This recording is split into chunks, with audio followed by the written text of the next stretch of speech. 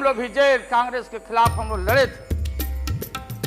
उस समय जसवंत बाबू जेल में नहीं थे, तो फाइनेंस मिनिस्टर थे क्या आप जेल में? हाँ, कभी जेल नहीं, आंदोलन में जेल। आप लोग तो बिना हरे फिटकिरी का कोई ना कोई पद ले ही लेते हैं, चाहे इधर हो या उधर हो, दोनों पार्टी। अब उसमें आप अकेले नहीं हैं। दिल्ली में ऐसे बुद्धिजीवी लोग हैं, बुद्धि नहीं है लेकिन बुद्धि से जी रहे थे। तो खैर छोड़िए इन बातों को, ज्यादा आपको टॉर्चर करने की जरूरत नहीं। तो महोदय मैं बताना चाहता था, ये जौहर साहब हैं, अब सन 77 में महोदय हम लोग को दिल्ली समझ में आया नहीं। दिल्ली में हम लोग जब आए, राज नारायण जी, जौहर साहब, चौधरी चरण सिंह जी, हम लोग उसी परिवार के लोग हैं महोदय, चाहे मुलायम सिंह जी हो और कोई हो, या नीतीश जी उधर जो चले गए हैं। हमारे मुंह में सीधे 32 दांत है, उनके पेट में नीतीश के दांत है जो वहां चले गए। पेट में दांत, पेट वाला दांत बड़ा खतरनाक होता है। तो उधर देखो, उधर तोतला है, तोतला। हम तो आपसे लड़ाई शुरू से लड़ रहे हैं, ये नई बात नहीं, किसी कारण से नहीं। जनता पार्टी का खंड खंड हुआ, कोई यहाँ गिरा, कोई वहां गिरा, कोई वहां गिरा। बंगलोर में हम लोग जुटे, नाम का सारा झगड़ा, ये सब बात। लेकिन सन 77 के सत्ता को हम लोगों ने लात मारा था। क्यों मारा? हम सत्ता के भूखे नहीं। हमने उस सवाल को उठाया था, अरे नए नए आप आए हैं, मुझे अफसोस है कि आप लोग जा रहे हो इन लोगों की वजह से। सन 77 में दोहरी सदस्यता का सवाल उठाया गया था मजबूती से हम लोग के द्वारा कि अगर आरएसएस में रहना है, जौहर साहब भी बोलते थे, छाती पर हाथ रख के बोले, यही उठाए थे। हम तो लोग नए थे,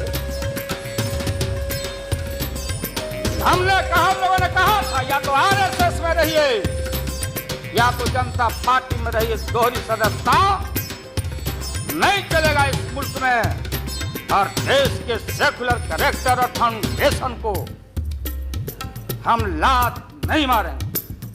आपको याद होगा, इसलिए हम लोग टूटे और हम लोगों ने नारा दिया, चरण नहीं तो चुनाव। और हम लोग चुनाव में गए। हमारी लड़ाई आपसे, आपने कहा अब बताइए, हिंदू हिंदू हिंदू हिंदू हिंदुत्व हिंदुत्व हिंदुत्व कौन विरोध करता? ये हम लोग के पुरोहित ये अडवाणी जी कैसे हो सकते हैं? ये हमारे पंडित कैसे हो सकते हैं? हम पंडित से पूजा कराते हैं। हमारी माँ, बहन, गांव, गए सारे लोग, ये ठेका आपने कैसे ले लिया? आज इस देश का सेकुलर कैरेक्टर, सेकुलरिज्म है, इसलिए राबड़ी देवी गांव की बेटी मुख्यमंत्री बनती है। देश की एकता, अखंडता। जब भारी नाक पर पानी आया तो हमने कहा मीडिया के लोगों को, महोदय, लोगों ने पूछा कि क्या करोगे?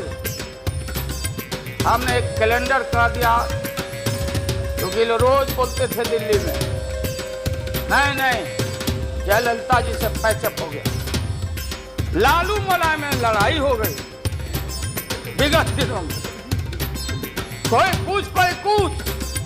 अब हम जो है सो कि पहले बोल देते थे, इस बार हम लोगों ने साइंटिफिक तरीका से काम किया है, समझ लीजिए। क्योंकि साइंस और टेक्नोलॉजी का युग है।